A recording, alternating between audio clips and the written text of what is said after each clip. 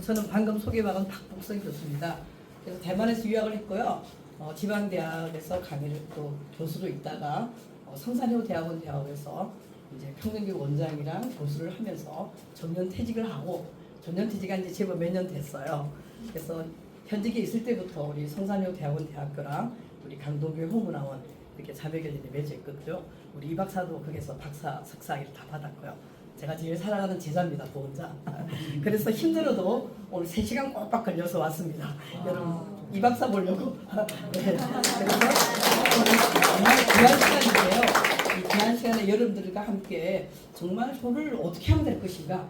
효는 실천해야 되는데 왜 실천이 안 될까? 왜 그럴까? 아마 지금 1교시 때 김시호 교수님한테 성경 치료에 대해서 아마 학습을 하셨고요. 2교시 김종두 교수님한테 정약용 중심으로 해서 아마 우리 전통적인 효에 대해서 아마 여기서도 학습을 했을 겁니다. 효는 근본적으로 변하지 않지만 사회가 급변하고 변하기 때문에 효를 실천하는 방법이 달라하는 거죠. 방법이 다르지 않고 예전 전통적인 수직적인 효를 가지고 얘들아 효를 해라 왜 안 하니? 아 정말 요즘은 어른을 공경하지 않는 그런 이상한 세상으로 바뀌어서 이렇게 하면 안 되겠죠.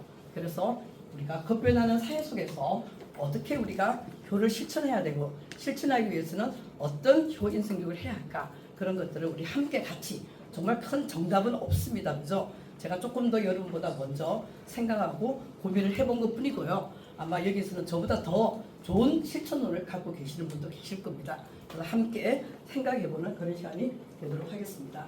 그래서 우리 사회의 변화, 사회가 변하면 우리 살아가는 삶이 변하게 되는 거죠. 삶의 역사가 변하는 거예요. 내 살아가는 생활 스타일이 바뀌는 거죠.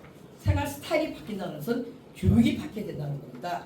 우리가 교육을 정의를 내리면 교육이 뭐예요? 좋은 것으로 변화시키는 거죠. 그럼 교육은 뭘 가르치는 게 교육이에요? 내가 살아가는 삶의 스타일을 가르치는 게 교육입니다. 별거 없어요. 우리 조상들이 어떻게 살아가는가에 대한 것들을 지혜와 경험을 우리 후손들에게 전해주는 게 바로 교육이죠. 그래서 예전에는 효교육부터 시작했습니다. 왜 효교육부터 시작했을까? 우리가 1차 농경시대부터 지금 4차 산업사회까지 입문했죠. 이 시대에서 변화에 따라서 효도 조금씩 바뀌면서 지금 4차 산업사회에서는 엄청나게 가치관의 혼란과 효는 뭐 저 멀리 도망가고 보이지도 않죠. 그럼 이런 시대에 과연 우리는 우리 젊은 세대들에게 무엇을 어떻게 가르치고 해야 할까? 그리고 젊은 세대와 우리 나이 든 세대들이 어떻게 하모니하면서 행복하게 살아갈 것인가? 그게 바로 효를 실천하는 거죠. 그래서 효와 인성교육이 필요한 것입니다. 그래서 우리가 그런 효 인성교육은 도대체 뭘까? 한번 생각을 해보고요. 이 효 실천을 위해서는 우리는 사회도 이렇게 1차, 2차, 3차, 4차까지 변했잖아요. 이 사회도 변화하고 나도 변하고 세대들도 변하고 다 변하고 있습니다. 근데 모든 사회가 변하고 우리 젊은 세대가 변한데 우리 어르신들 나만 또 안 변하고 있으면 적응도 안 되겠죠. 그러니까 효의 실천은 나부터 나 자신부터 변해야 한다는데 포커스를 맞도록 하겠습니다. 그래서 우리 노인들은 어르신들은 과연 효도를 받을 수 있는 준비는 되어 있는가? 이 사회의 환경은 효대할 수 있는 기반을 갖고 있는가? 우리 어른들은 효를 받을 수 있는 사회 환경도 만들고 나 자신도 변해서 내가 어른으로서 내가 젊은 세대보다는 많이 살아왔잖아요. 수많은 삶의 경험을 통해서 많은 훌륭한 지혜를 갖고 있습니다. 이런 것들을 어떻게 우리 손자들이나 손주에게 전달할 수 있을까? 이런 것들을 고민해야 되겠죠. 그러면 저절로 우리가 젊은 세대와 우리 나이 든 세대가 하모니에 살아가면 효 실천은 그대로 됩니다. 그래서 저는 효 실천을 위해서는 뭔가 갖춰져야 하는데 뭐가 갖춰져야 되는가? 고령 친화 사회를 건설해야 된다고 얘기하는 사람입니다. 지금 우리는 아마 고령 친화 도시라는 소리를 많이 들어봤을 거예요. 좀 이따가 같이 제가 소개를 하겠습니다. 그래서 이는 고령 친화 사회를 건설하기 위해서 여러분들은 이제 3개월 동안 열심히 학습하고 요 인성 지도사 자격증을 치러가게 되는데요. 이거를 받기 위해 받는 일이 효인성 지도사 중에서 나는 어떤 전문가, 내가 어떤 효인성 지도사가 될 것인가 또 한번 고민해 보는데요. 저는 평생 학습이 전공인지라 여러분들은 평생 학습하는 그런 가슴이 따뜻한 그런 효인성 지도사가 되었으면 좋겠다. 이는 결론 다 끝났습니다. 그래서 이걸 내용을 해서 이제 하나하나 풀어나가도록 하겠습니다. 그래서 방금 제가 소개했고요. 사진이 좀 옛날 건데 우리 부원장님 너무 예쁘게 찍어줘갖고 제가 안 그렇죠. 보쌈을 보낸 겁니다. 그래서 지금은 동아시아 평생노년교육연구소를 네이버 블로그를 운영하고 있는데요. 좀 더 노년교육에 관심이 좀 있으신 분들은 들어와서 많이 봐주십시오. 많이 놀러 오십시오. 그리고 심심하다고 남편이 하나 만들어줬는데 신문사를 제가 열심히 일을 하다가 학교를 딱 그만두니까 병이 날 것 같더라고요. 너무 액티브하게 움직이다가 뭐 불러주는 데는 여기밖에 없네요. 그러니까 신문을 지금 하나 인터넷 신문을 하고 있거든요. 그래서 여러분들이 홍보하거나 자랑하고 있는 거 언제든지 주면 제가 많이 알리고 선전하는 그런 활동을 하겠습니다. 그래서 저희 신문은 뭐 어떻게 돈을 벌거나 그런 게 아니라 그냥 제자들 중심으로 우리 석박사 제자들을 자랑하는 신문입니다. 그래서 제자들이 잘 되는 걸 보면서 지금은 살아가는 게 제 낙입니다. 그래서 제자들의 소식들, 뭐 글 쓰는 제자들, 시인들, 뭐 수필, 소설 여러 가지 이런 것들 신문에 소개하고 있습니다. 그래서 여러분들은 아까 제가 소개를 했기 때문에 여러분들 몇 사람 소개를 받으려고 그랬는데요. 제가 돌면서 다 제가 소개를 다 받았습니다. 거기다. 그래서 오늘 너무 잘 오셨고요. 아마 여러분들은 이 3개월 동안 학습을 하고 나면 나도 모르게 상당히 많이 변화된 모습을 찾을 수 있을 겁니다. 그래서 제일 중요한 것은 오늘 키포인트가 변화입니다. 변화. 그래서 너무 잘 오셨고요. 여러분들도 아마 이 변화를 통해서 인성지도사 자격을 취득하는 그 목적으로 다 참여하셨고 또 받고 난 다음 우리가 초등, 중등학교에 나가서 효 실천을 하는 그런 교육도 강의하고 그런 봉사활동을 위해서 참여했다고 생각이 됩니다. 그래서 우리가 아까도 얘기했지만 효경, 모든 교육의 시작은 바로 효교육이다. 우리 농경사에 옛날에는 고전 그렇게 시작했죠. 그래서 한문은 이렇게 읽어야 되죠. 백부터 왼쪽으로 보죠. 그래서 뭐죠? 백, 선, 효, 위, 선이죠. 그래서 100가지 선 중에서 뭐가 효가 먼저 선자, 효가 제일 먼저다 이 말이죠. 그래서 최고의 모든 선은 효에서부터 시작된다. 그래서 예전에는 효를 제일 높은 걸로 친 거죠. 교육의 시작도 바로 효경이 바로 우리의 교육이었죠. 그래서 효자는 선도 안 보고 바로 장가갈 수 있었죠. 남편도 효자라 제가 결혼을 했습니다. 부모들에게 잘하는 사람은 다 모든 게 다 잘하는 거죠. 마음이 착한 사람들이죠. 그래서 우리는 사라져가고 있는 효교육을 이 현 시대에서는 어떻게 해야 될 것인가 계속 한번 우리가 고민해 보겠습니다. 그래서 변화를 해야 된다. 학습을 통해서 변해야 된다. 사회도 변하니까 내가 살아가는 삶의 스타일도 변해야 한다라고 제가 그래서 얘기를 했는데요. 이 학자는 뭐 이름 이럴 필요는 없고요. 변화에서 가장 힘든 것은 새로운 것을 생각해내는 것이 아니라 이전에 갖고 있는 고정관념에서 벗어나는 거죠. 우리는 나이가 많으면 많을수록 고정관념이 더 딱딱하게 갖고 있어요. 내가 많은 세상을 살아왔기 때문에 많은 경험을 통해서 내 나름대로의 철학을 갖고 있죠. 그래서 우리는 그런 철학을 무슨 철학이라고 그러죠? XX 철학이라고 그러죠. 모든 사람은 뭐 얘기 잘난 척하면 야 너 무슨 철학? 개똥 철학이네. 왜 애매한 개를 말하는지 모르겠어요. 저도 개를 너무 좋아하는데 아마 개가 제일 우리 인간과 함께 친근하게 옆에 있어서 그런 것 같아요.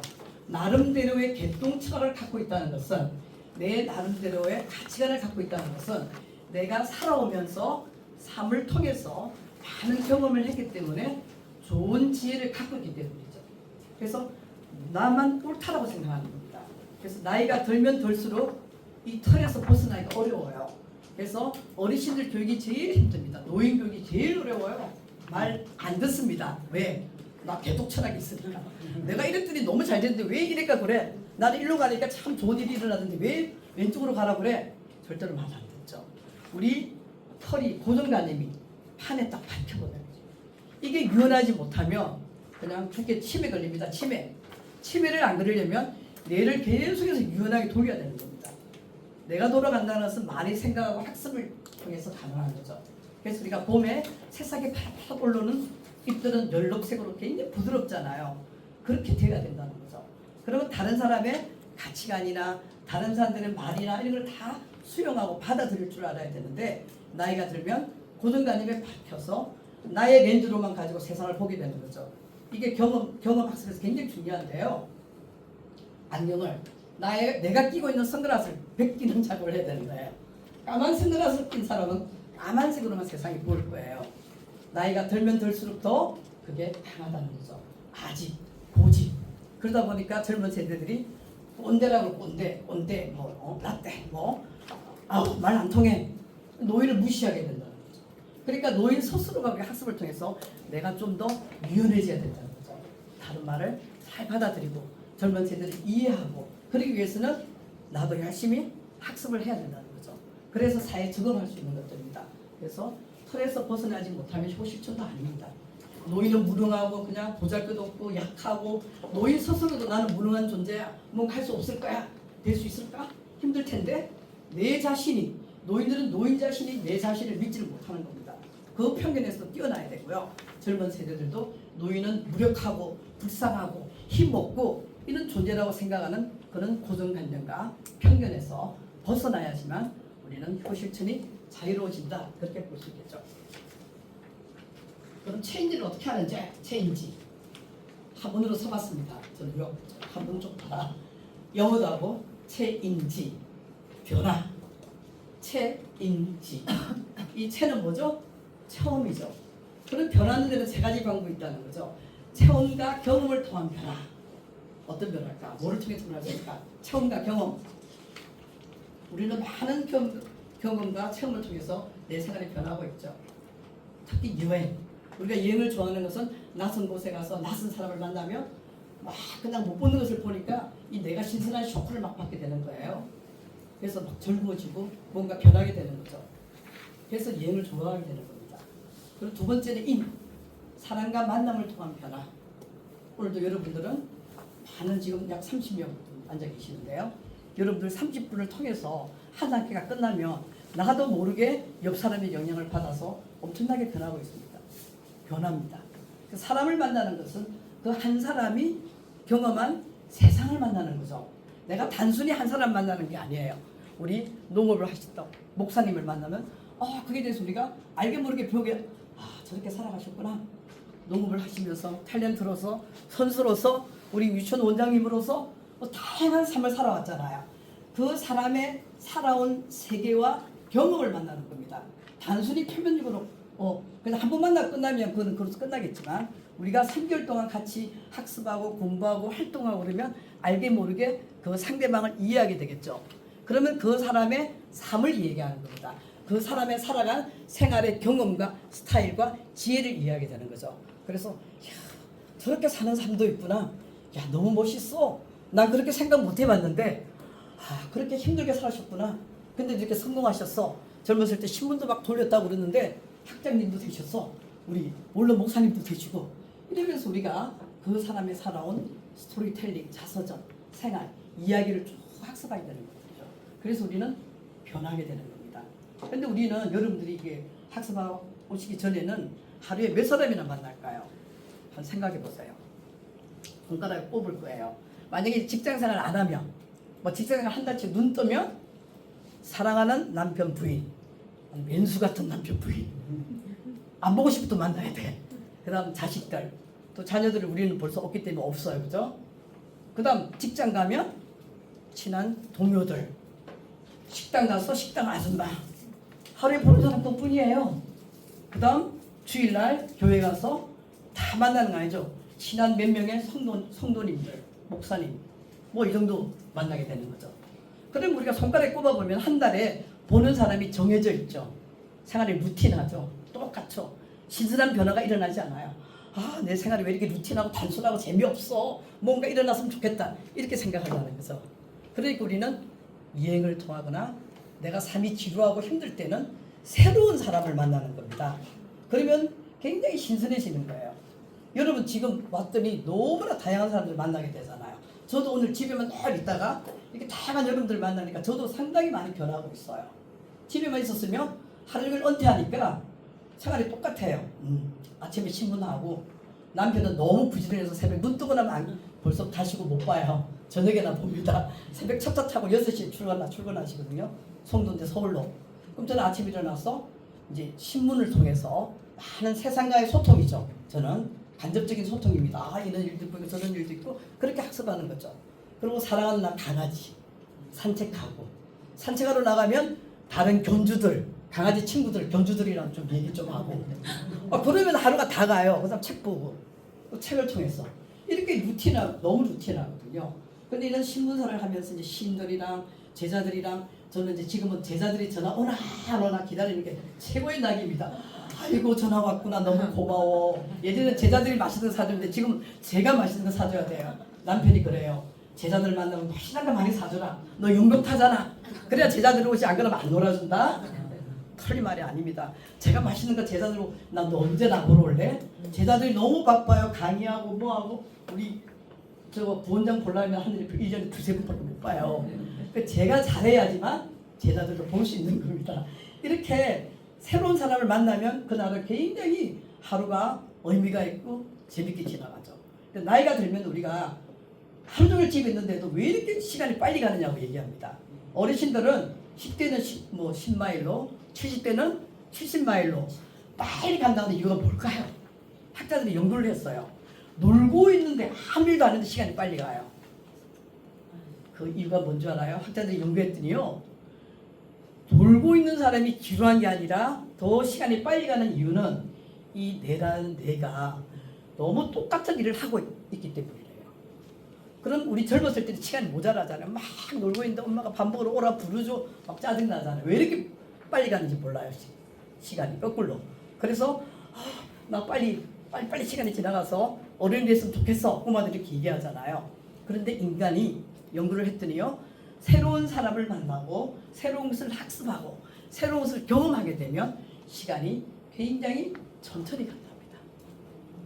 그래서 여러분 한번 생각해 보세요. 내가 집에 하루 종일 있으면 아침 먹고 돌아서면 점심 먹고 돌아서면 저녁 먹어야 돼. 밥 때만 기다려야 돼. 밥만 해야 돼. 하루 종일. 그런데 아침 일찍 어디 여행을 간다 해보세요. 새벽에 나가죠. 새벽에 나가면 커피도 마시고 맛있는 것도 먹고 도서관도 가고 박물관도 보고 경치도 보고 하루가 어떤 것 같아요? 야 오늘 하루 너무 길었어. 너무나 많은 일을 했어. 시간이 천천히 간다는 거죠. 그래서 나이 드신 분은 무조건 집에만 있지 말고 나와서 사람을 만나고 새로운 것을 경험하면서 해나갈 때는 우리가 시간이 빨리 가지 않고 똑같이 젊은이들처럼 천천히 시간이 간답니다. 그래서 아마 여러분들은 여기 은퇴하신 분이 몇 분 안 계시는 것 같아요. 다 젊으셔가지고 다 현직에 있는 것 같은데요. 은퇴하신 분 한 30명? 은퇴하신 분 손 한번 들어보세요. 아무도 없네요. 한 분밖에 없어요. 아이고 너무 제 기준으로 얘기했나. 제가 나이가 어디 가도 제일 많은 것 같아요. 이제는 죄송합니다. 그래서 여러분들은 아마 지금도 활동하시느라 굉장히 바쁘신 것 같은데요. 죄송합니다. 그래서 우리는 이렇게 사람을 통한 변화와 또 마지막은 독서와 학습을 통한 변화. 그래서 인간은 세 가지 체험, 경험, 사람을 통한 만남 그리고 책을 통해서 우리는 충분히 하루에도 수많이 내가 변해가고 있다. 여러분들은 한꺼번에 지금 세 개 다 하고 있죠.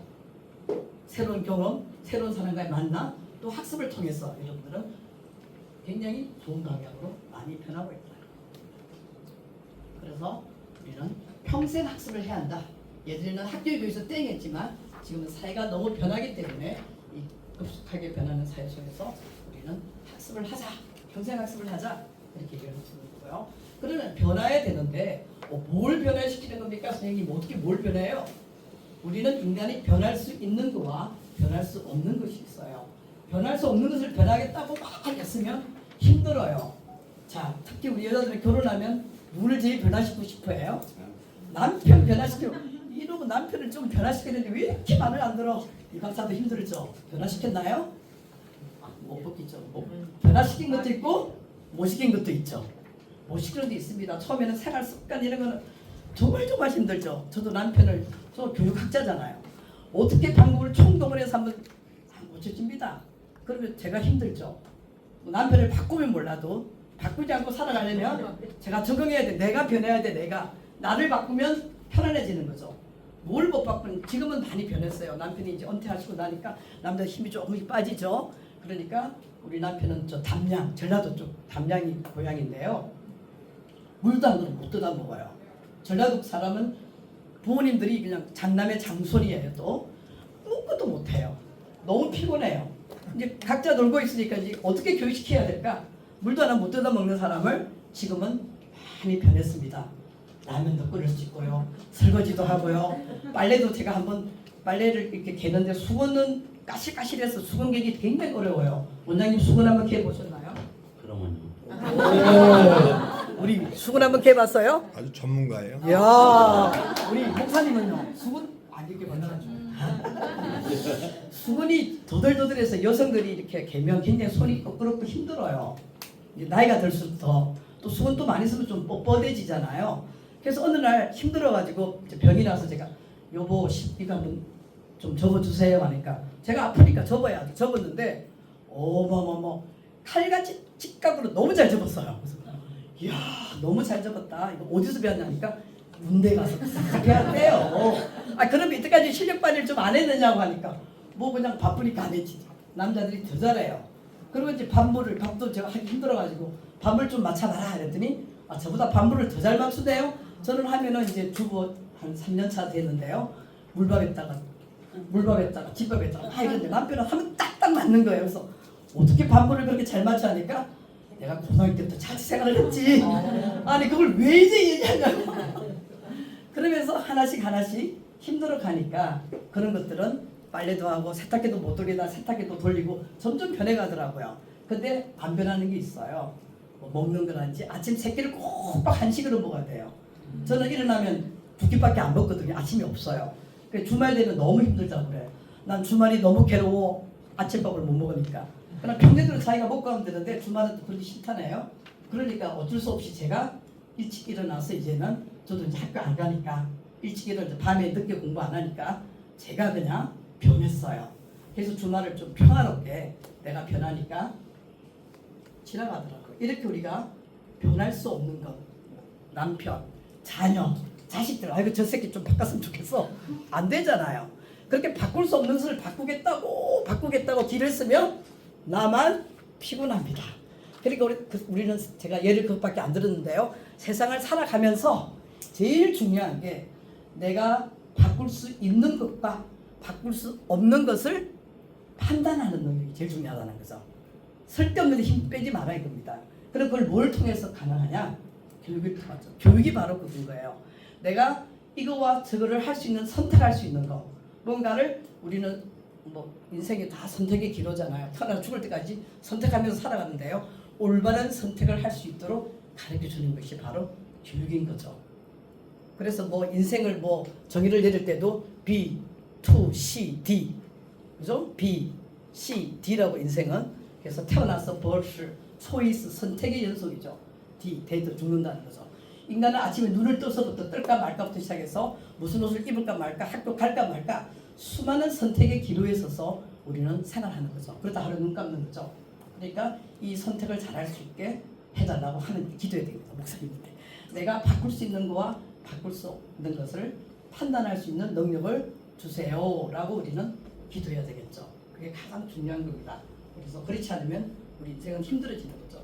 바꿀 수 없는 것을 바꾸려고 때를 쓰면은 인생이 피곤해지는 겁니다. 그래서 그렇게 우리가 살펴봤고요. 변화에 대해서 살펴봤습니다. 그렇게 사회가 변하는데 아까 서론에서 사회가 변하면 삶이 변하고 삶이 변하면 교육이 변해야 된다 했죠. 이 변화와 지금 4차 산업혁명까지 갔고요. 지금 시대는 새로운 문명이 탄생했죠. AI, 사피엔스, 포로 사피엔스까지 등장하게 되는 겁니다. 이 시대에서 우리는 교육성들이 왜 중요한가 보도록 하겠습니다. 그래서 사회 변화, 우리가 1차 농경사회, 2차 사회, 산업사회, 지식정보사회, 4차 산업혁명 사회에 입문했습니다. 우리가 1차 농경사회에서는 사는 게 10%였어요. 아까도 계속 얘기했지만 내가 살아가는 삶의 스타일이 교육이라고 했죠. 우리가 살아가는 스타일. 농경사회에서는 살아가는 게 10%였죠. 그냥 논에 가서 뭐예요? 농사 짓고 뭐 사냥하고 여자들은 가마솥에 밥하고 이런 것뿐이었어요. 우리가 교육을 받는 것은 내가 생활하기 위해서 교육을 받는 거예요. 잘 적응하기 위한 사회화 과정이지 않습니까? 그럼 이걸 누구를 통해서 배우나요? 농경사회는 학교도 없었어요. 책도 없어요. 누구한테 배우게 되죠? 누구한테 배우게 되나요?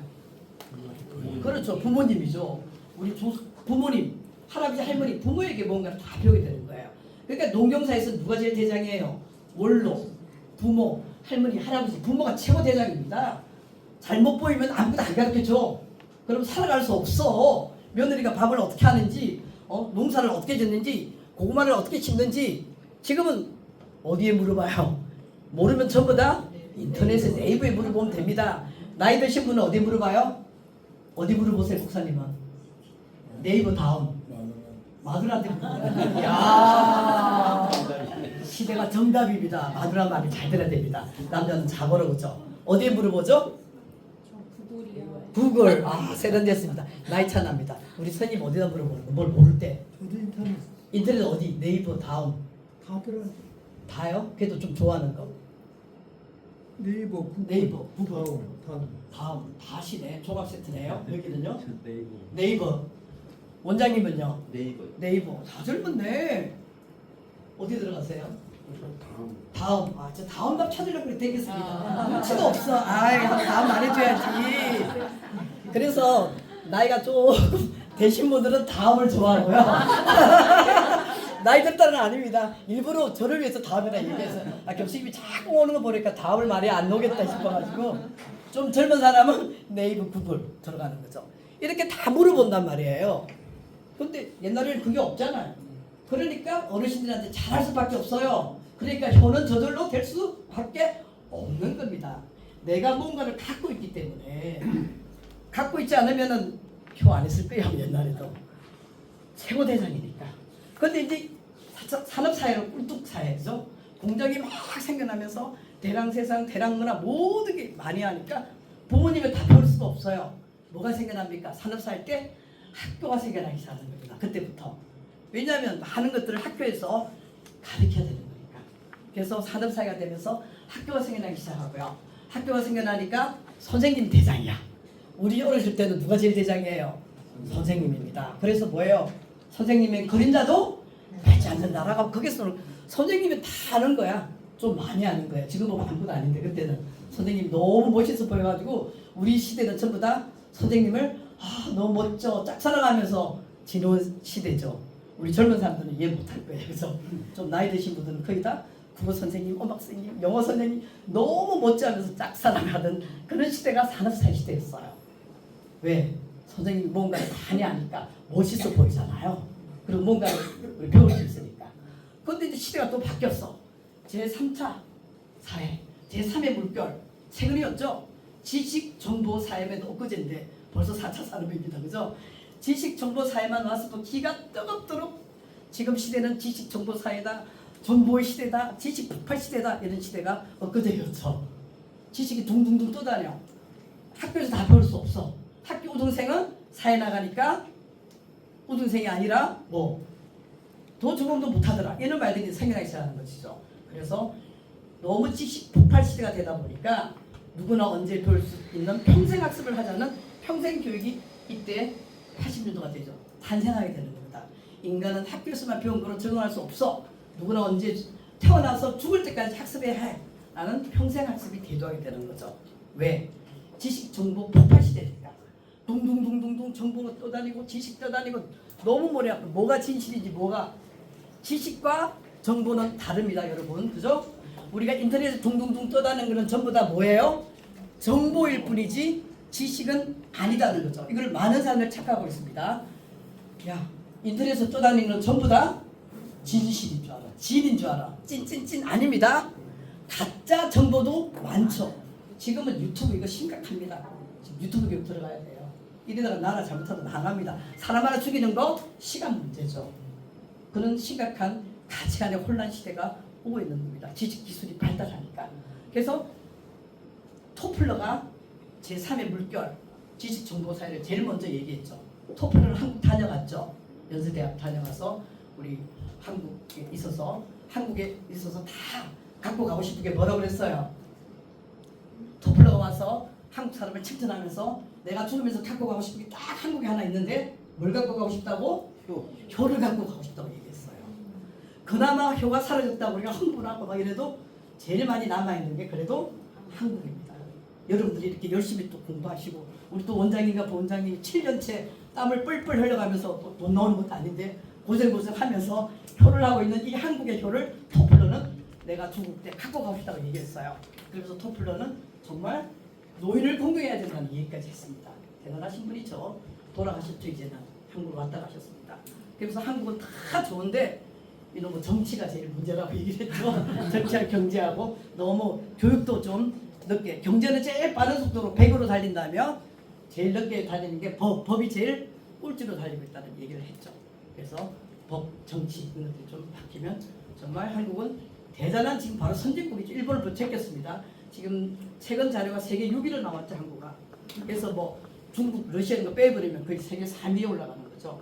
우리나라 정말 대단한 나라예요. 그럼 지금은 뭐예요? 제4차 산업혁명 들어왔죠. 지금 제4차 산업혁명이 성숙하고 있는 단계입니다. 우리가 지금. 그럼 4차 산업혁명에서 가장 중요한 키워드는 뭡니까? AI죠. 인공지능, 로봇, 인공지능. 이는 인공지능이 생겨나기 시작하니까 우리 인류 삶이 변할 수밖에 없습니다. 로봇하고 같이 살아가야 되는데 지금 여러분들이 AI, 인공지능 실감하는 게 뭐예요? 네? 챗GPT. 응? 챗GPT. 그렇죠. 챗 GPT. 또 여러분이 직접 생활에서 도움 받고 있는 거 뭐 하고 있죠? 집에서 주부들은 AI 뭐 청소기, 로봇 청소기. 근데 로봇 청소기도 문제가 있어. 옛날 로봇 청소기는 심플했어요. 그냥 빙빙빙 돌다 했는데 요새 로봇 청소기는 물걸레도 있고 물도 다 하는데요. 중요한 게 뭔지 알아요? 노인들은 설 수 있을까요? 없을까요? 없습니다. 저도 이거 쓰려고요 1개월 공부했습니다. 왜? 프로그램이 너무 복잡해요. 이거를 스마트폰에다 전부 다 집에 있는 장소를 외부로 다 해야 되는데 설치하는 게 힘들어가지고 우리 수영 다니는 언니들이 80들이 많거든요. 제가 수영장 제일 젊었어요. 기분 찢어집니다. 언니 다 언니라 제가 다 언니라 불려야 돼. 우리 노인들이 얼마나 건강해. 70, 80인데 저는 이제 70은 조금 이제 멀었으니까 내년이 되면 이제 70인데요. 80 언니들이 정말 건강하세요. 박 교수 나 이거 로봇 청소기 하나 쓰고 싶은데 할 줄을 몰라. 요새 설치를 안 해준다네. 제일 인기 있는 게 중국산이잖아요. 그거 설치를 안 해줍니다. 설치를 안 해주니까 설 수가 없어요. 그러니까 이 프로그램을 잘 개발해야 되는 겁니다. 그래서 노인들도 설 수 있게 정말 AI의 그런 어떤 디지털 격차가 나지 않게 하는 것도 굉장히 중요한 것들이죠. 그래서 우리가 또 저는 쇼크받았어요. 테크노마트 백화점 갔더니 뭐 좀 물어보려고 그랬더니 아무도 없어.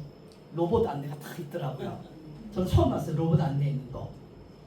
그게서 서울도 못 봤는데 테크노 서울이죠. 뭐 테크노 구로니까 딱 그냥 서가지고 쫙 서 있더라고요. 어디로 안내해 드릴까요? 서 있더라고요. 그래서 실감했고요. 또 여러분 어디가 식당 딱 가면 로봇 서빙 전부 다 하고 있죠. 그 정도 아마 우리는 이제 혜택을 보고 있을 겁니다. 그러나 젊은 애들은 그게 아니죠.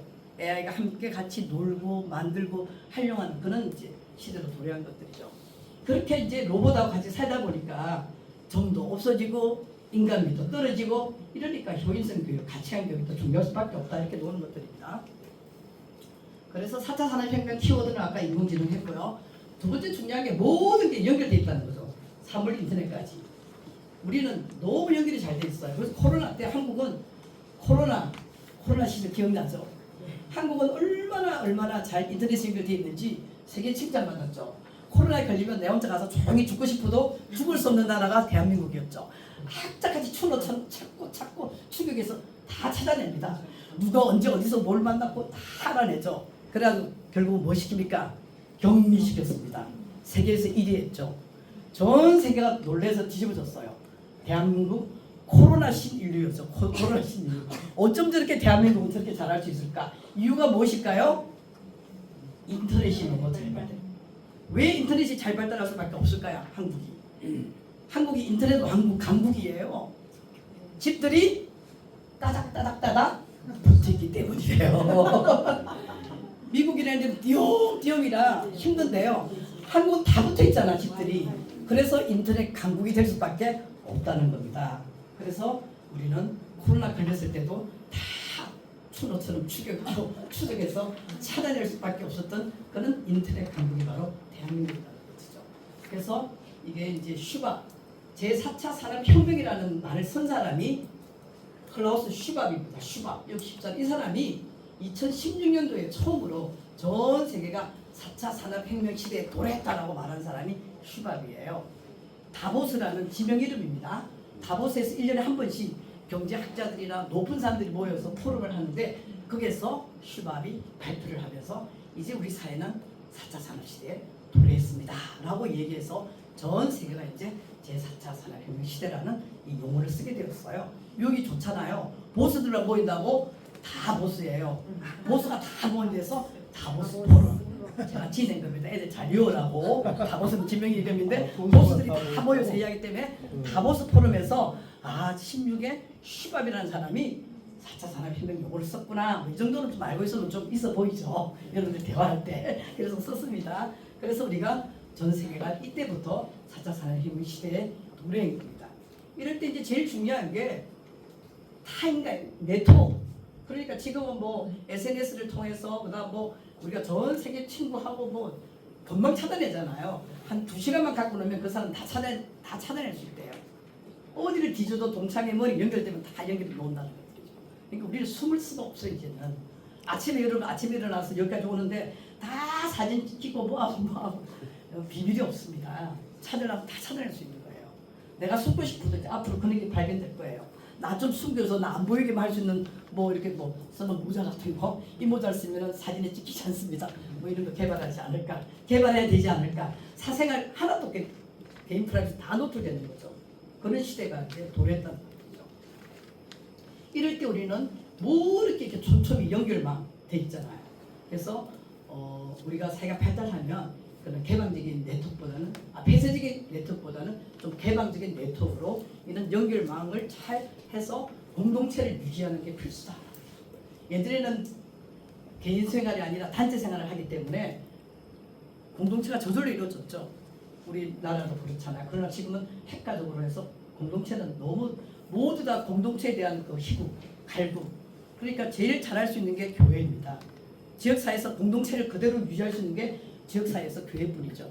교회 가면 하나의 어떤 공동체 연결이 되잖아요. 그래서 사회에서 교회의 역할은 너무너무 중요합니다. 그래서 아마 김수준 교수님께 성경치료에 들었죠.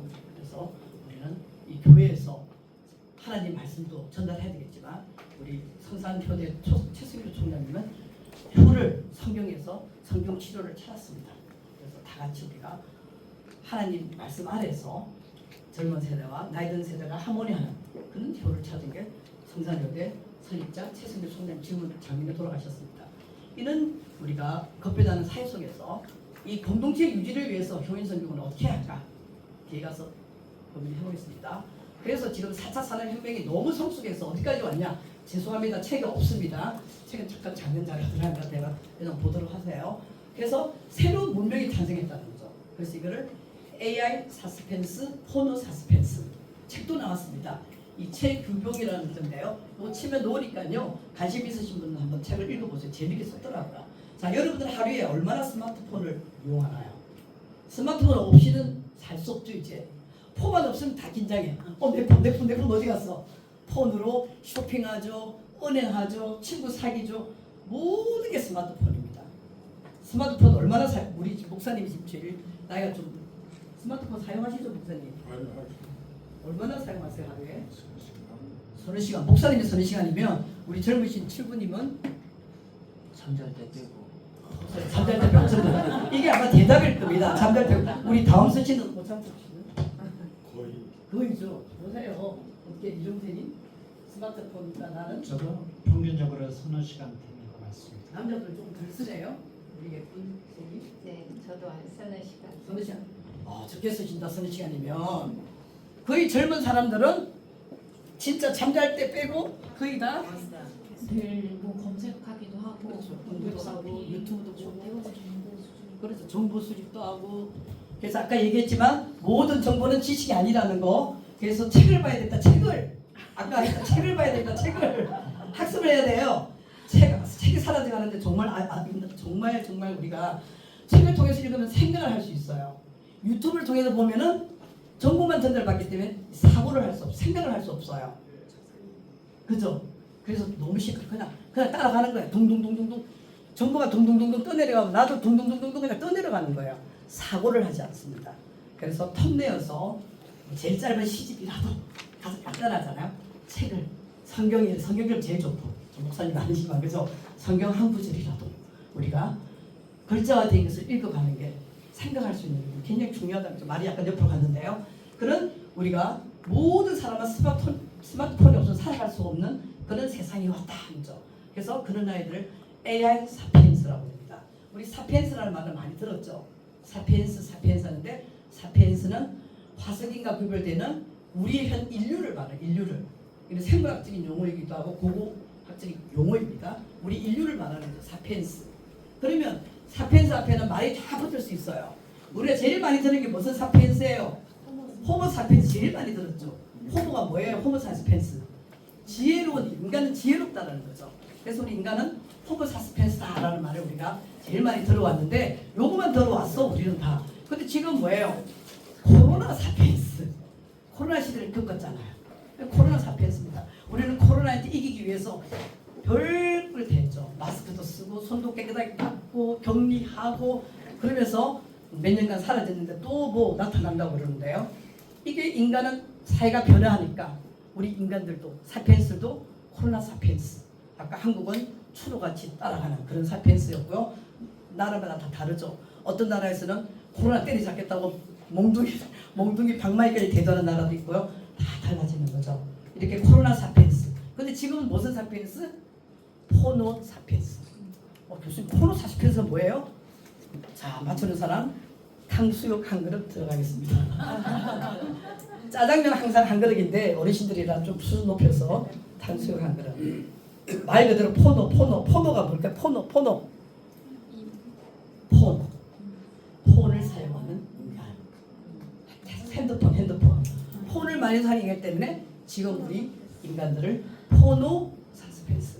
이 폰이나 기술, 이 기계들을 잘 만지는 인간들. 지금 우리 10대, 20대들이죠. 그래서 지금 인류들은 새로운 문명이 탄생했다. 그래서 AI 사피엔스, 포노 사스펜스라는 새 문명이 탄생할 만큼 제4차 산업사회가 발달했다 이렇게 보는 겁니다. 그러면 AI 사스펜스의 AI 신인류 뭐 사스펜스 힘들면 주인공들은 누군데 몇 대가 되겠어요? 10대와 20대들입니다. 그래서 우리가 M세대, G세대, 세대를 뭐 영어로 나눴잖아요. 저 1차 세계대전 1945년 끝나고 60년대까지는 무슨 세대? 요새 제일 많은 초고령 사회에 뭐가 많다? 무슨 세대죠? 원장님하고 저하고는 같은 세대입니다. 그래도 묶으시니까 한 20년. 베이비붐 세대죠. 우리가 베이비붐 세대들 많아요. 60 뭐 한 4년도세까지니까 거의 다 들어가죠. 몇 사람 빼고. 자, 그게 베이비붐 세대. 그 다음이 M세대. X세대. 70년대 X세대 들어봤죠. X세대까지 들어봤는데 그 다음부터는 모르겠어요. 그죠? X다 뭐예요? 영어? Y세대죠. Y세대가 바로 M세대와 같은 말입니다. XYG거든요. X세대 70년대, 그 다음 Y세대가 80년대出生한 사람들입니다. 80년대가 성인이 되는 데가 2000년들이다. 2000년도가 딱 되니까 밀레니엄 세대가 되는 거예요. 이 2000년, 4000년이 올라오니까 이게 너무 밀레니엄이라는 말이 너무 중요하잖아요. 그래서 Y세대를 그냥 밀레니엄 세대라고 말하는 겁니다. 그래서 이 Y세대와 밀레니엄 세대는 같은 말입니다. 그냥 상식적으로 옆으로 같습니다. 그래서 X 밀레니엄 세대, 그 다음 G 세대. G세대는 제너레이션에서 기술, 막 스마트폰이나 이런 걸 굉장히 잘 만지는 세대입니다. 97년부터 뭐 2010년에서 13년 뭐 이 정도 세대를 말하는데요. 이 세대 지금 20대에서가 되고요. 그 다음 XYG, 그 다음 알파벳 없죠? 다시 앞으로 알파벳 옵니다. 그래서 알파 세대인 겁니다. 이해하시겠죠? 근데 여러분 내일이 말했는데 이거 몰랐죠? 오늘 아세요. 몰랐습니다. 혀 말고 이거는 XYG 알파벳 없어. 다시 앞으로 알파벳 알파 세대. 그래서 2010년부터 13년부터 지금 현재죠. 그러니까 쉽게 얘기해서 알파 세대는 현 10대들, 지금 10대들이고요. G 세대는 20대들이죠.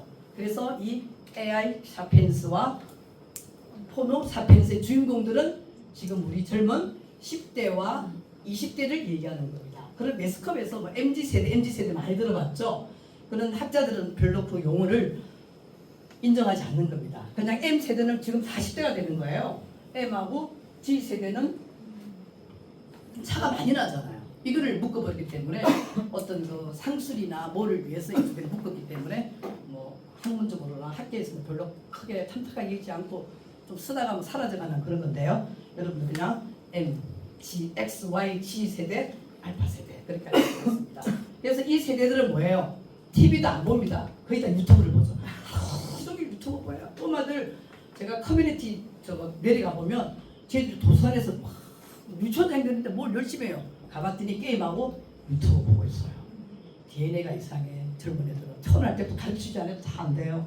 이상하지 않나요? 그러니까 새로운 신인류가 탄생한 겁니다. 요새 꼬마들은 태어나자마자 3살, 4살이 돼도 다 이거 하고 있어요.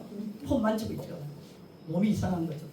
그래서 유튜브, 쇼츠는 반바지 짧은 거, 게임. 그러니까 유튜브에서 긴것도 싫어해. 막 1시간 30분 동영상 아무도 안 봐. 목사님들 1시간 설교하면 아무도 안 봐요. 목사님 10분 딱 1분만 줄이세요. 이게 바로 쇼츠예요. 50초, 30초짜리 비디오 동영상 이런 걸 애들이 좋아하는 거죠. 말도 그냥 긴 거 싫어하죠. 한 장씩 짤막짤막 못 알아듣겠어요. 요새는 번역해야 돼. 통역해야 돼. 꼬마들하고 말하려면 우리가 언제부터 그는 AI 인류가 생겼기 때문에 로봇하고 똑같아요. 통역 안 하면 말이 안 돼요. 할머니하고 저 손녀하고 얘기하려면 말을 전부 다 잘라서 짧게 하니까 알아들을 수가 없는 거죠. 통역이 필요한 거죠. 그런 시대에 사는 겁니다. 틱톡 1인 방송 이러다 보니까 아까 얘기한 것처럼 디지털 양극화 우리 시대가 노력이 된다는 거죠. 그래서 우리는 어떤 인재를 지금 양성해야 되는가 고민해야 되는 거죠. 무한 경쟁과 인공지능 로봇과 함께 살아가는 이 시대에 인간 가치 정체성은 다 상실하게 되겠죠. 그래서 우리는 더 인간의 행복을 생각하는 효율성 교육이 중요하다. 그래서 사회 변화는 아까 4차 혁명 시대이기 때문에 우리는 더 평생 학습해야 되고 학교 교육은 부족하다는 얘기했습니다. 그리고 지금은 초고령 사회에 입문하게 되는 거죠. 장수 사회가 왔죠. 그렇기 때문에 더 우리는 평생 학습하고 효율성 교육이 중요하다 이렇게 보겠습니다. 그래서 2025년 우리는 내년입니다. 내년에 초고령 사회 한국이 입문하게 되는 겁니다. 그래서 많이 들었겠지만 우리가 유엔에서 65세 인구 7% 이상이면 고령화 사회 들어봤죠? 14% 이상이면 뭐예요? 고령 사회. 지금 우리가 고령 사회거든요. 20% 이상이면 초고령 사회.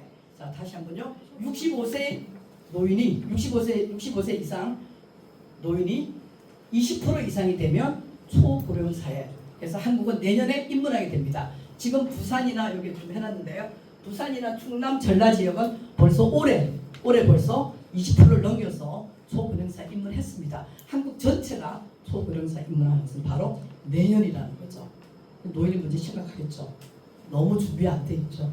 그러니까 지금 효교육이 더 중요한 그런 시점이 된다는 거죠. 평생학습 얘기했습니다. 21세기. 그래서 우리는 장수의 비결은 어르신들도 뭔가 할 수 있는 그런 삼박자가 필요하다. 일할 필요를 느끼고 일할 능력, 일할 의지. 그러니까 학습을 통해서 노인들도 아주 정정당당한 노인으로서 사회 일원으로서 살아갈 수 있다는 그런 인파먼트 교육을 시키는 게 노년 교육이 너무 중요하다 이렇게 보는 겁니다. 그래서 평생 학습 관점에서 노인을 위한 교육, 노인 자신을 위한 교육, 노인에게 힘을 주는 인파워먼트 교육, 그리고 그렇게 해서 우리가 사회에서 성공적으로 같이 살 수 있는 그런 액티브 시니어로 여러분들이 뭐 액티브 시니어가 되는 거죠. 뭐 40대 이상의 시니어를 하니까요. 그는 인간이 될 수 있게 우리가 노년 교육을 한 번 더 제가 강조하고 있습니다. 그래서 결국은 앞에서 쭉 이야기한 것들이 걸로서 정리하면요. 그래서 우리가 인공지능 시대에서 그 프로그램을 만드는 것은 인간이기 때문에 우리가 로봇 때문에 일자리 다 없어지지 않나요? 우리가 그렇게 걱정할 것이 아니라 로봇은 인간의 하나의 수단으로 하려고 해야 된다는 거죠.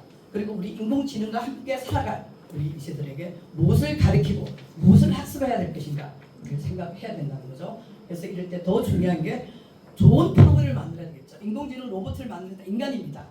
좋은 프로그램 아니면 나쁜 로봇을 만들면 지구는 멸망하겠죠. 결국은 이 로봇을 만드는 게 인간이기 때문에 최종 마무리 인간이 합니다. 그러니까 좋은 가치로운 것을 만들 수 있게 가야 되니까 가치관 교육은 더 중요한 것이죠. 그래서 가치관 정립을 위한 효율성 교육은 더 중요할 수밖에 없다고 보는 겁니다.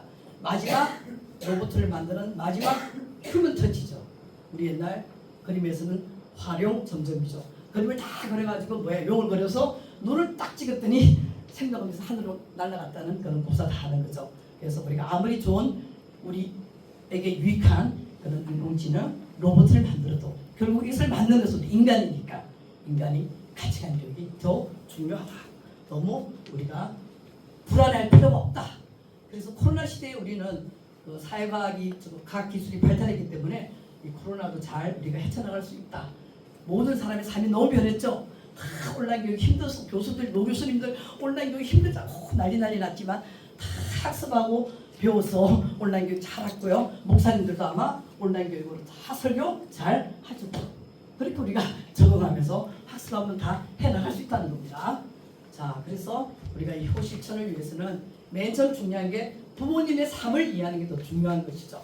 그래서 바로 부모님의 살아온 그 삶, 역사가 바로 나의 역사이기 때문에 우리는 효를 하기 위해서는 제일 먼저 내가 살아온 우리 부모님의 삶을 이해하는 게 가장 중요하다.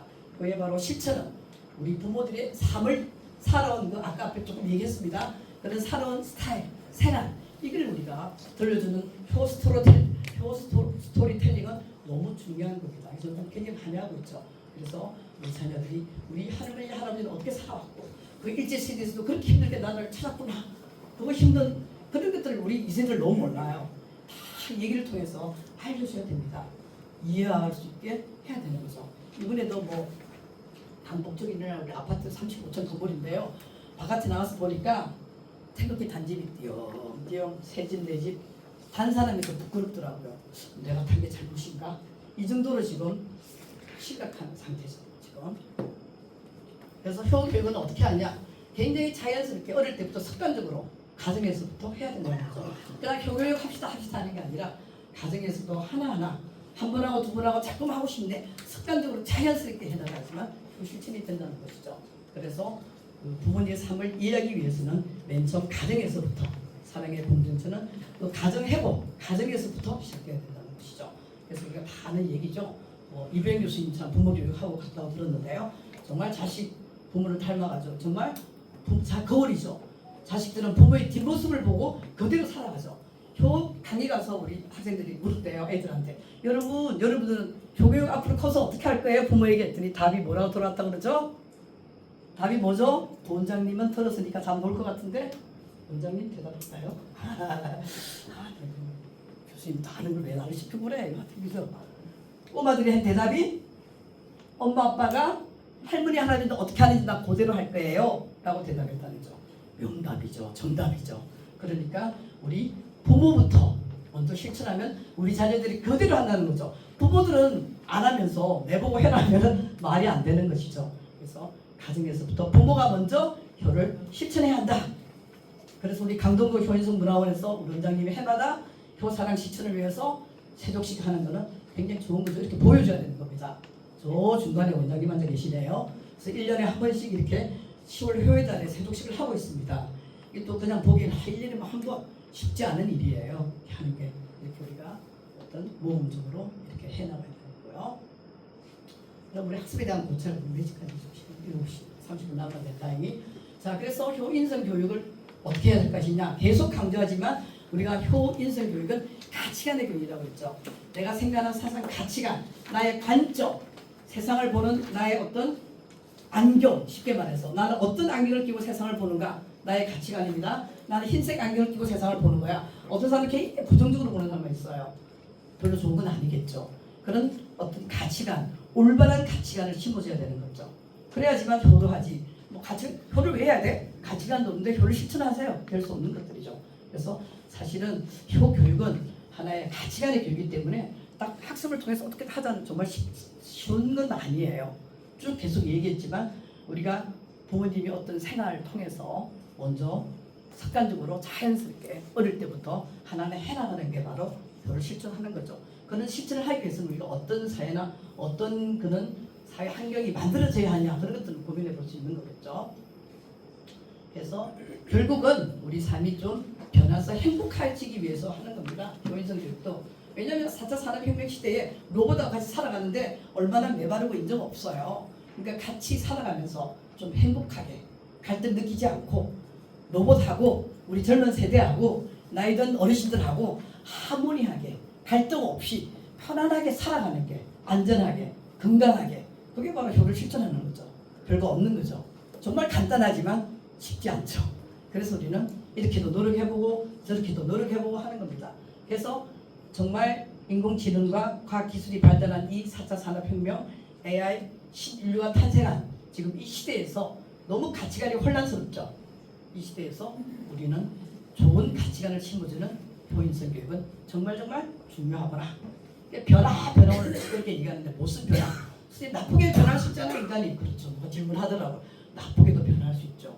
인간은 나쁜 걸 더 빨리 배워요. 굉장히 도둑질고 나쁜 거. 나쁜 쪽으로 변해가 만드는 거죠. 그래서 옛날에 뭐 까마귀 노는데 갈지 말아야 게 바로 그런 것들이에요. 좋은 방향으로 변하는 게 교육이다.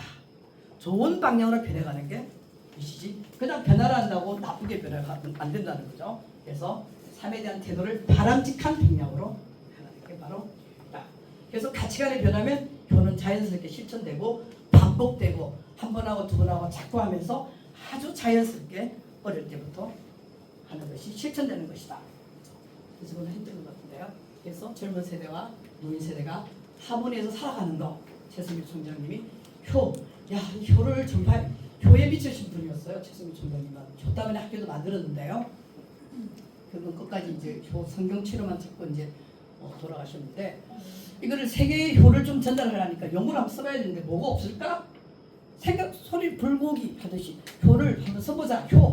효 HY로 썼답니다. 그래서 HY를 봤더니 성경에서 하모니, 유니트라는 말을 찾아내셨고요. 그래서 효는 HYO, 효죠. 읽으니까. 하모니 오브 영 앤드 올드죠. 영, 하모니 하자.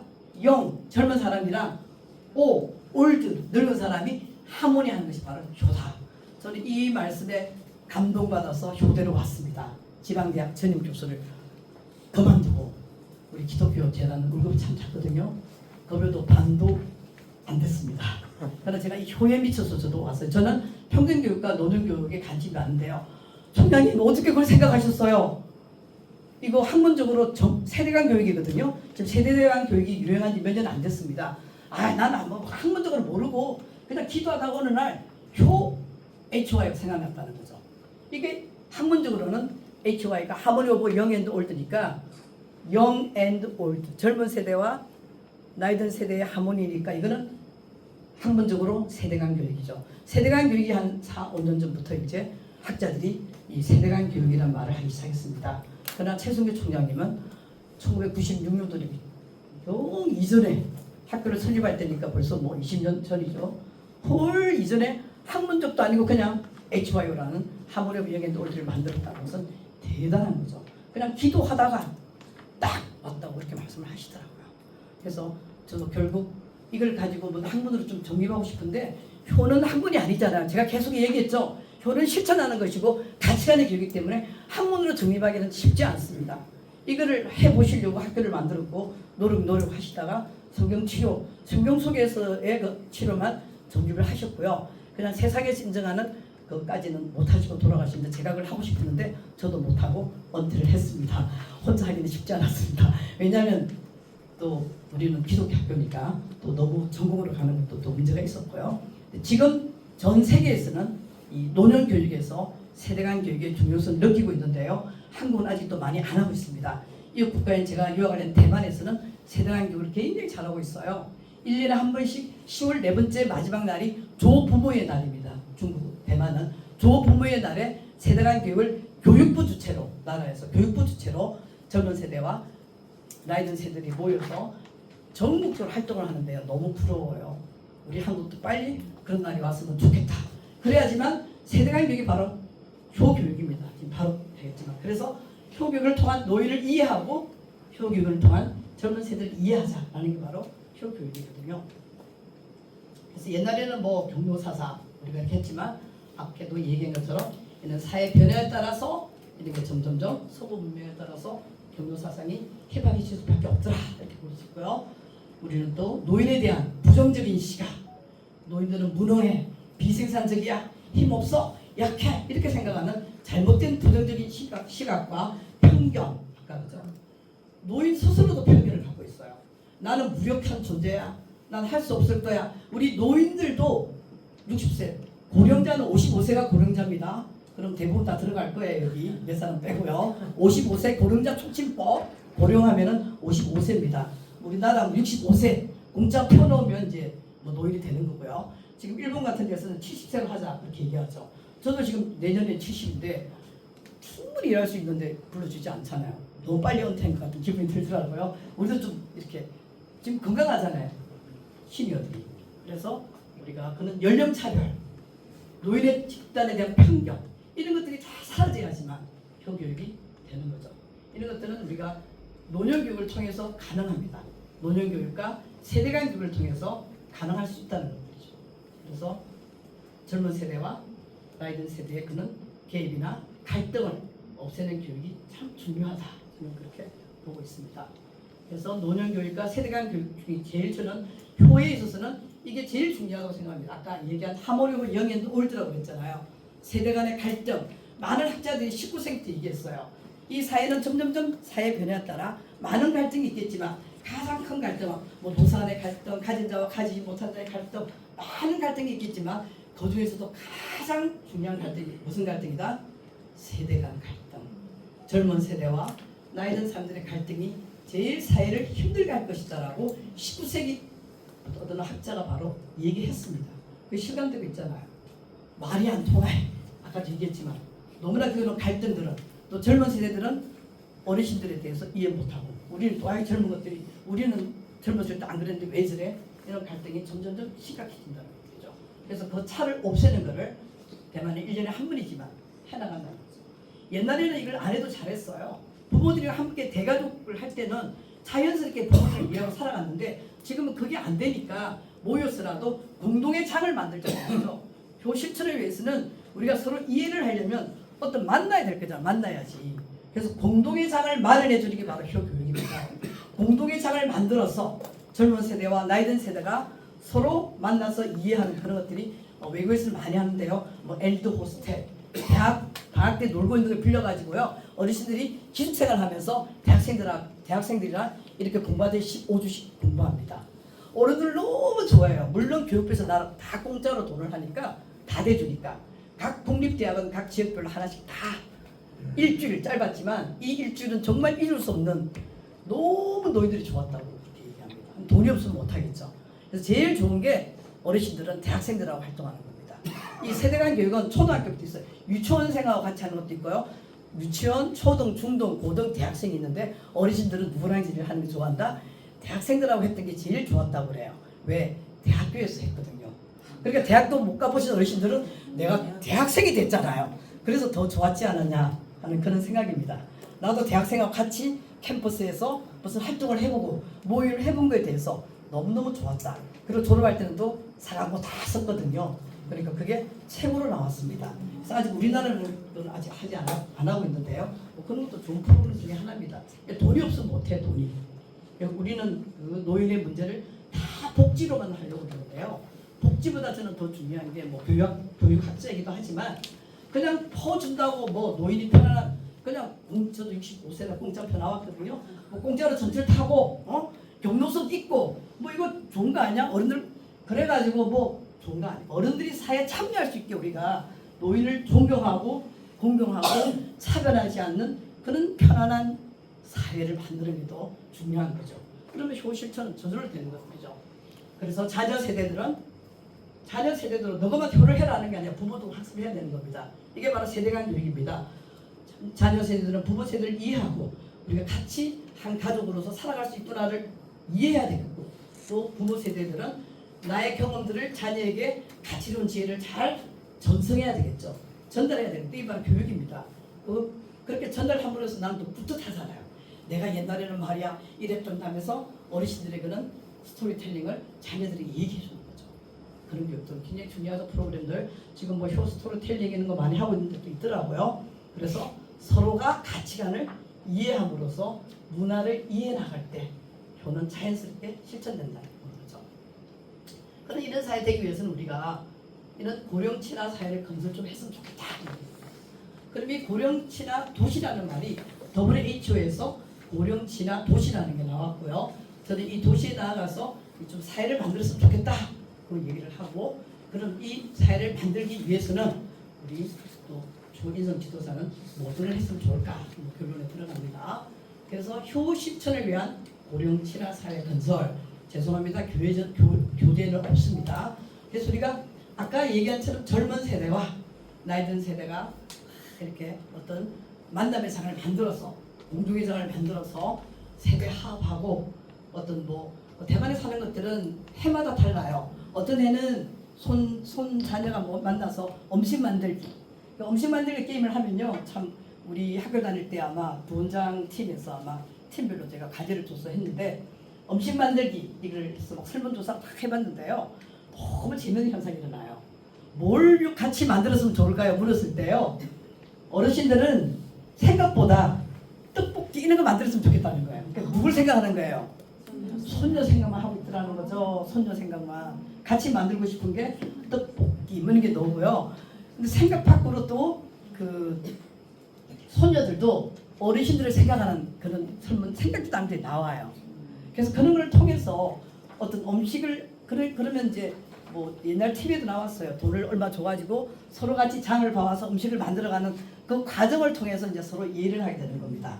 그래서 같이 장 보러 가서 뭐 할머니가 좋아하는 음식, 내 손녀가 좋아하는 음식을 또 사와가지고 또 요리를 하고 또 어르신들이 잘하는 거 배우고 이렇게 해나가면서 서로의 문화를 이해하는 그런 과정들이에요. 그래 그걸 하고 난 뒤에 이제 심사해가지고 상 주고 하는 그런 게임들이거든요. 그래서 우리가 골든벨도 되게 좋은데요. 또 좀 제가 힘들게 주문을 합니다. 우리 원장님께 좀 참신한 다른 것도 한번 손자녀가 모여서 할 수 있는 그런 프로그램들 말하면 제가 자료를 팍팍 드리겠습니다. 그래서 좀 우리나라에서 정말 앞서가는 우리 정말 다른 데서 안 하는 그런 우리 세대 간 교육. 지금 어르신들 모였으니까 지금 초등학교 강의 나갈 거잖아요, 여러분들. 그럼 그 강의 나갈 때 바로 우리가 아이들에게 강의만 하는 것이 아니라 그 아이들하고 나하고 같이 어울려서 할 수 있는 프로그램을 개발한다는 거죠. 이게 바로 세대 간 교육입니다. 그럼 어떤 때는 노래도 좋죠. 노래 배우기. 그러면 꼬마들이, 그죠? 꼬마들이, 초등학생들이 우리 할아버지에게서 같이 노래 배우기. 무슨 노래? 그 노래를 통해서 우리가 서로 어르신들이 좋아하는 노래가 있고 또 꼬마들 좋아하는 노래가 있겠죠. 그걸 통해서 서로의 또 문화를 이해하면서 점점점 갈등을 좁혀가고 서로의 문화를 이해하는 그런 프로그램들이 너무 좋은 것 같아요. 그래서 해받아서 보고 있는데요. 우리나라도 빨리 와야 되는데 아무리 소리 내어 논문 쓰고 해봤자 소경에 뭐 아무도 대답이 없어요. 그리고 평등교육 학자들이 이제 논현교육을 하고 우리 대만의 서성님이 이제 평등교육 대가인데요. 이제 논현교육 쪽으로 다 평등교육은 이제 자리가 다 잡혔어. 우리나라도 평등학습사에 평등교육은 뭐 자리 다 잡혔거든요. 우리나라도 80년대부터 20년간 힘들었어요. 이제 자리 다 잡혔기 때문에 논현교육으로 가고 있습니다. 평등교육 학자들이. 근데 우리나라는 연구하는 사람이 몇몇 없어요. 손가락이 좀 꼽힙니다. 안 하는 이유가 뭔지 알아요? 논현교육은 돈이 안 됩니다. 학자들도 돈이 안 되면 연구를 안 합니다. 이게 가장 큰 문제입니다. 그래서 나라에서 아까 대만 사례를 들었는데 전부 다 나라에서는 교육부에서 나라에서 하니까 가능하다는 거죠. 그래서 나라에서 돈을 복지 쪽으로만 풀 게 아니라 교육적으로 좀 풀으라는 거죠. 우리 강동구는 돈 조금 받죠. 그래도 그나마 요따금 받아서 이렇게 자비 털어서 이렇게 하시는 우리 원장님 대단하신데요. 다 그렇게는 못하니까 나라에서 보조를 해줘야지만 돈이 없으면 못하잖아요. 어르신들 돈 내고 공부는 못해요. 논현교육은 나라에서 다 해줘야 되는 것들이죠. 그래도 안 와요. 어르신들은 공짜로 다 안 와요. 공짜로 제가 한번 해봤거든요. 평등교육원에서 처음에는 막 모였다가 한 분 안 오고 두 분 안 오고 돈을 안 내니까 안 아깝잖아요. 아이고 산에 가야 된다, 손녀 봐야 된다, 뭐 병원에 가야 된다, 다 빠져나가고요. 20명 어르신들이 졸업식 하는 날 달랑 6명 남았어요. 총장님한테 총장님 죄송합니다. 이 프로그램 실패했습니다. 왜 실패했냐고요? 돈을 안 받아가지고요. 어르신이 그러더라. 교수님 돈을 조금이라도 받아야지 돈이 아까워서 노지 공짜로 점심 주고 다 하는데 안 노는 이유가 공짜로서 안 놉니다. 그래서 공부는 내가 돈을 낸 만큼 배워갑니다. 돈을 많이 내면요 아까워서 절대로 결석 안 합니다. 원장님 돈 좀 많이 받으세요. 그럼 아까워서 결석하지 않습니다. 공짜로 하면은 자꾸만 빠집니다. 이게 자본주의 사회의 원리입니다. 그래서 좀 비싸게 하면 괜히 사람들이 있어 보여. 결석 안 해. 돈을 우리 그렇죠. 똑같은 물건을 백화점에 파는데요. 시장 물건하고 백화점은 똑같아요. 근데 돈을 비싸게 해놓으면 여자들이 사간답니다. 저렴하게 붙여놓으면 똑같은 물건이라도 안 사간대요. 그게 어떤 사람의 심리학을 이용한 그런 마케팅이죠. 그래서 고령 친화 도시, 네. 보편적인 가라는 게 뭐? 어우 죄송합니다. 야 가치인데 오타 났네요. 난 그게 한문인가 지금 가치인데 지금 롤이 한창 저는 가치로 나왔는데 왜 그거는 그렇게 나오죠? 가치지. 가치인데 저게 중국말도 아니고 저게 무슨 뜻인가 지금. 가치인데 뭐가 하나 덮여졌네요. 음. 가치를 두 개 붙여줬네요. 역시 대단합니다. 눈이 너무 좋으시네요. 아니 좋지도 않고. 읽어보니까 저 그래 아유, 대단하십니다. 자중국서문제 보편적 가가지고 무슨 탕수육입니다. 뜻이냐. 탕수육입니다. 아 대단하십니다. 맞아. 보편적인 우리 저쪽에 눈이 저 가치를 읽었네요. 보편적인 가치를 치열이 두 개를 붙은 신 스크린입니다. 이거 AI 스크린입니다. 두 개를 다 볼 자는 깨뜨려 봐야 되는 시대입니다. 가치를 이렇게 만들어낼 때 현실처럼 자유하신다 이런 거죠. 오케이. 그래서 대단한 발견하셨습니다. 안 졸고 있었다는 거죠. 졸고 계신 분 한 분도 없습니다 지금. 그래서 고령 친화 도시라는 말을 WHO에서 말했어요. WHO에서 언제? 2007년도에 뭐가 고령 친화 도시냐? 자모니까 한번 읽어볼까요? 고령 친화 도시는 나이가 드는 것이 불편하지 않는 도시, 연령에 상관없이 누구나 살기 좋은 도시, 평생을 살고 싶은 도시, 활력 있고 건강한 노년을 위하여 고령자들이 사회에 참여할 수 있는 도시. 이게 바로 고령 친화 도시다. 많이 하고 있습니다. 너무 멋지지 않나요? 이렇게 편안하게 내가 편안하게 늙어갈 수 있는 도시 강동구 됐으면 좋겠다 이 말이에요. 자 그러면 지금 고려 친화 도시 네트워크를 만들었어요. 2010년부터 3년 후에 전 세계 글로벌 네트워크 인증을 해줍니다. 현재 53개국이 가입돼 있고요. 그 나라에는 여러 도시가 들어가니까 한 1,600개 정도 도시가 네트워크 인증을 받았습니다. 그 중에 놀랍게도 여러분 몰랐죠? 한국이 2004년 통계로 제가 만들 때 7월에 60개 지자체가 인증을 받았어요. 그렇게나 많이 냈는데 왜 이렇게 노인이 편안하지 않을까요? 그게 문제입니다. 일본 말해볼게 왜 그런지 그죠? 자, 이 고령 친화 도시는 가입하려면 그냥 인정하는 게 아니라 항목이 있어요. WHO에서 30몇 개에서 80몇 개 조항 뭐하고 그러니까 아까 얘기한 불편하지 않고 편안한 이 도시를 만들기 위해서 뭐 해야 된다는 조항을 발표했는데 저는 WHO에게 묻고 싶습니다. 말하고 싶습니다. 마음에 안 든다 이거예요. 종목이. 우리나라는 잘 만드는데 선수입니다. 우리 한국 사람들 뭐 만드는데 한국 사람하고 똑똑한 사람 없어요. 지금 60개 인정받은 도시들 다 들어가 봤거든요. 대단한 사람들이에요. 점수 딸 수밖에 없어요. 너무 잘 만들었어. 그 대부분 어떻게 갔냐면요. 점수를 올려놨는데 교육 파트는 경로당, 그 다음 사회복지관 프로그램 돌아가죠. 이렇게 프로그램 잘하고 있다. 그 다음 일자리 창출 되게 중요하거든요. 요즘 일자리 창출 많이 하고 있죠. 어르신들 일자리 창출, 그 다음 뭐 어르신들의 돌봄 뭐죠 지금 하고 있는 거? 어르신 돌봄 뭐 있잖아요. 그것도 많이 하고요.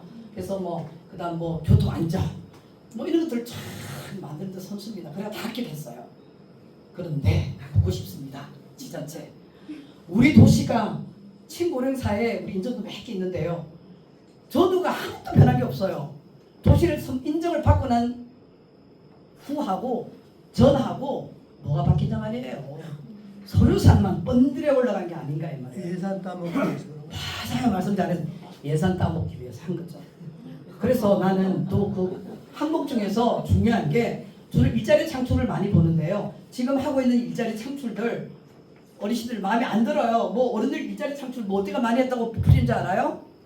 뭐 그냥 학교 앞에서 깃대 들고 뭐 이런 거, 그다음 종이 줍는 거, 뭐 그런 거죠. 그다음 지하철에서 어르신들 서가지고 뭐 하는 거, 제 같은 고급 인력이 갈 데가 없다 그래요. 자 그러면 많은 각자 각 분야에서 은행 뭐 등등이 다 많잖아요. 그런 사람들이 65세 이제 아니 교수만 65세지 한 50세 되면 다 넣어줘. 직장 55세 되면 인생 2막 3막 준비해야 됩니다. 그거 안 해주면 어떻게 해요? 생산적인 노화를 할 수 없잖아요. 그러면 내 삶이 불편하죠. 과연 한국 연금 타는 사람 몇 프로예요? 지금 우리 연령대 연금 타는 10%도 안 됩니다. 굉장히 적어요. 너무 힘들다는 거죠. 자식들 옛날에 자식들이 그냥 은행이고 그랬는데 요새는 아니잖아요. 자식들이 내몰라라 하잖아요. 어른들은 자식들을 다 갖다 바쳤는데 자식은 내몰라 하죠. 지금 어른들 되게 힘들어요. 그죠? 그런 문제들 그래서 제일 중요한 거는 사회에 참여할 수 있는 거. 아까 얘기하다 지나갔는데 제일 최근 자료가 2022년도에 이제 어르신들 상대로 조사를 했더니 10명 중에 7명은 나는 너무 힘들어라고 대답이 나왔습니다. 우리 노인들이 힘들다고. 힘든 것 중에서 제일 힘든 게 뭐예요? 내가 생산에 참여할 수 있는 고용 노동률이 너무 빵점이야 라고 나왔답니다. 그러니까 어르신들은 뭔가 너무 젊잖아요. 지금 아까 액티브해요. 우리 지금 그 베이비 부모 세대 노인들은 젊고 경제력도 높고 건강하고 그래요. 뭔가를 하고 싶어 하는데 뭐가 하고 싶어 하는데 할 게 없다는 거예요. 내 사회 봉사나 해야 돼. 공짜로 봉사만 봉사도 한두 번이지. 인간은 일한 대가만큼 노동력에 뭔가를 받아야 돼요. 그죠? 생산적인 노화가 있어야 되는 거죠. 적극적으로 내가 뭔가 좀 작은 돈이지만 받았을 때 내가 살아있는 느낌. 어떤 그 TV를 보니까 어느 나라의 그 가장이 은퇴를 하고 돈을 못 버니까 주고 싶다고 그러는 거예요. 내가 돈을 벌어서 부인에게 갖다 주지 않으니까 내가 살아있지 않는 것 같아 라는 얘기를 하더라고요. 어느 남자분의 고백입니다. 내가 돈을 마누라한테 못 갖다 주니까 내가 죽은 인간 같아. 내가 적은 돈이지만 뭔가를 했을 때 뿌듯함을 느낀다는 거죠. 그래서 제 그 블로그에 들어가면 좀 자세하게 쭉 써놨으니까 관심 있는 사람 보도록 하고요. 그래서 저는 그 도시에 감안해서 도시 커뮤니티뿐만 아니라 효실천을 위한 고령 친화 사회를 건설하자. 아까처럼 문화 생이 좋은 사회는 그런 여러 가지도 있겠지만 나이가 들어도 불편하지 않는 사회는 연령이 차별없고 편견이 없는 사회. 그냥 경로석이나 그런 주는 게 아니라 적극적으로 사회에 참여할 수 있고 어른들을 존경할 수 있는 그런 사회를 만드는 때 친구로서 이런 게 바로 우리가 젊은 세대와 나이 든 세대가 더불어서 살아가는 내가 편안한 사회. 저 편안하지 않더라고요. 아니 학교 다닌다고 늘 차만 몰고 다녔지 버스 안 타봤잖아요. 한번 버스를 탔는데 내릴 때도 없고 탈 때도 없고 몰랐거든요. 그런 것도 뭐 알려준 것도 없고 제가 뭐 방송도 잘 안 들려 뭐 이상한 말을 막 하고 그러니까 이제 이거 보려고 여기 노선표를 보려고 좀 일어나서 어디 내릴 건지 하나둘 보고 있으니까 앉으세요 하면서 야단을 치는 거예요. 얼마나 눈물이 나는지 앉으라고 막 욕을 하는 거예요. 그래서 내가 잘못한 것도 없는데 뭐 저렇게 야단을 칠까 그런 생각이 들더라고요. 그리고 버스들은 어른들이 서 있으면 뭐예요? 안 태우고 싹 지나간다고 그러죠. 그게 편안한 사회니까.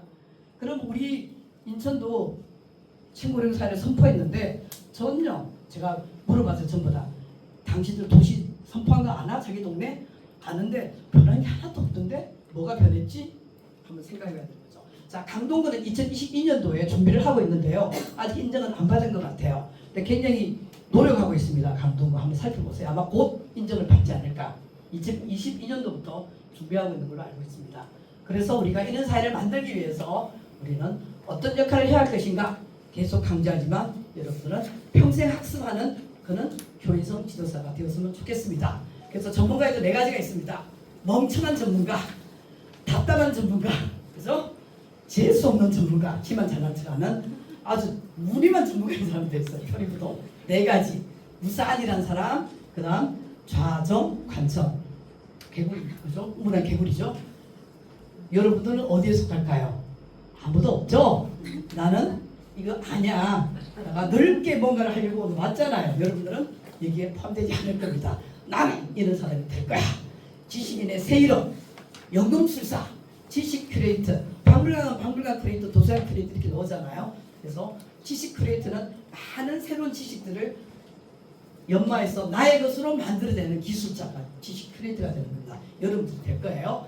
자, 그래서 다른 사람의 아픔을 사랑하고 따뜻한 가슴을 지닌 이 로봇과 함께 살아가는 또 인공지능 로봇과 로봇을 정확 다루고 활용하고 살아가는 그런 AI 신인류 우리 젊은 세대들과 함께 살아갈 때 정말 따뜻한 가슴을 지닌 그런 효인성 지도사가 이 사회가 원하는 그런 효인성 지도사일 것입니다.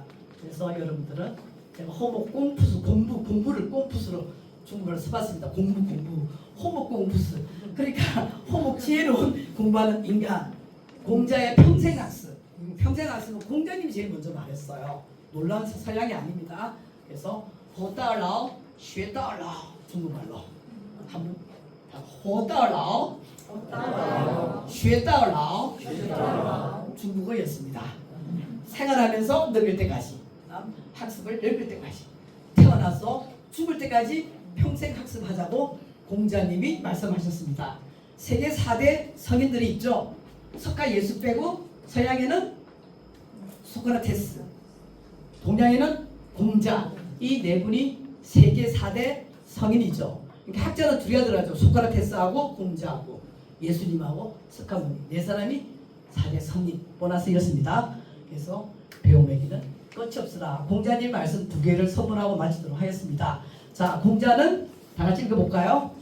아는 것은 좋아하는 것만 못하고 좋아하는 것은 즐기는 것만 못하다. 여러분 즐기세요. 요즘 아이들은 우리 공부할 때는 학습 목표가 정확했는데 요즘 애들은 즐기자 재미없으면 아무것도 안 합니다. 자, 여러분 초등학교 나와서 효교육 재밌게 하세요. 요즘 AI 세대들 재밌지 않으면 절대 공부 안 합니다. 정말 재밌게 해야 될 거예요. 그래서 놀이 학습이 너무 중요해요. 그래서 여러분들은 현장에 나가실 때 효와 함께 놀이할 수 있는 그런 프로그램을 만들어서 나갔으면 좋겠습니다. 그 다음 밑에요. 아는 것을 안다고 하고 알지 못하는 것을 알지 못하고 하는 것이 바로 압니다. 모르는 것을 모른다고 하리라. 그러면 알게 될 것이다. 소크라테스도 얘기했어요. 내가 모른다고 말할 수 있는 용기가 중요하다는 거죠. 어른들은 아는 척, 잘난 척, 삼척이 있었잖아요. 하면 절대 안 됩니다. 모르면 모른다고. 자녀들도 질문했을 때 나는 아빠니까 다 알아야 돼. 부모니까 다 알아야 돼. 전혀 아닙니다. 아빠도 생각 안 해봤어. 잘 모르겠는데 같이 연구해보자. 모르는 것은 모른다고 얘기할 수 있는 용기가 있을 때 우리는 학습하게 되고 알게 되는 것입니다. 여러분 너무너무 고생 많이 했습니다. 지금 가장 늦었다고 생각할 때가 가장 빠를 때입니다. 효 공부, 배우고 있기니 즐겁지 않은가? 배움을 통한 여러분 효의 실천, 배움을 통한 삶의 변화, 여러분 멋진 만남을 통해서 여러분들 변화하고 또 그런 경험을 통해서 멋진 교인성 지도사가 되셔서 초등학교에 나가서 재미있게 놀이하는 학습으로서 명강의를 하고 돌아오십시오. 이상 마치겠습니다. 감사합니다.